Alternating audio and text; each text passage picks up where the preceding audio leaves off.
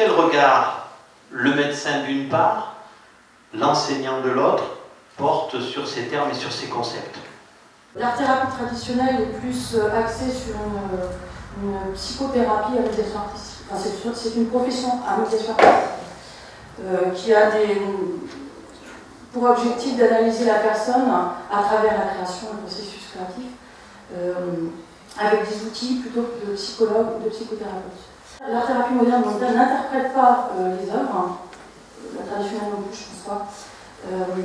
Et elle a pour vocation de favoriser les capacités expressives et relationnelles de la personne.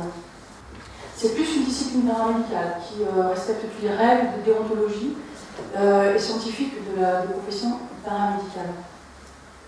En art-thérapie, la thérapie a plus le sens de prendre soin de quelqu'un, de s'occuper de quelqu'un, de l'accompagner dans son processus de création et voire de changement.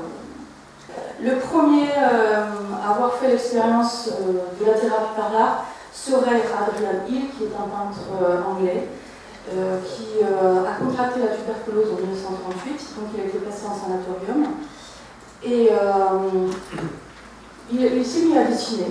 Il s'est mis à dessiner tout ce qu'il voyait, donc sa chambre, des objets, son opération, et apparemment ça lui a permis à ce peintre de guérir très rapidement. Donc l'équipe médicale s'est intéressée à ce cas et a développé des études sur la thérapie avec l'art. Alors, quand on dit art-thérapie, en tant que médecin, moi je vais répondre tout de suite, c'est un peu prétentieux. C'est un peu prétentieux de faire de l'art un médicament. Bon, c'est illusoire d'ailleurs, parce que le but c'est pas de remplacer le traitement, la médecine, on va dire traditionnelle, que nous avons apprise à l'université, c'est pas de le remplacer par l'art, c'est pas de dire vous allez faire de l'art, vous n'allez pas être opéré, vous n'allez pas prendre de médicaments et vous serez guéri. Quoique il y a des histoires, on peut en raconter tout à l'heure, mais le but c'est quoi? C'est que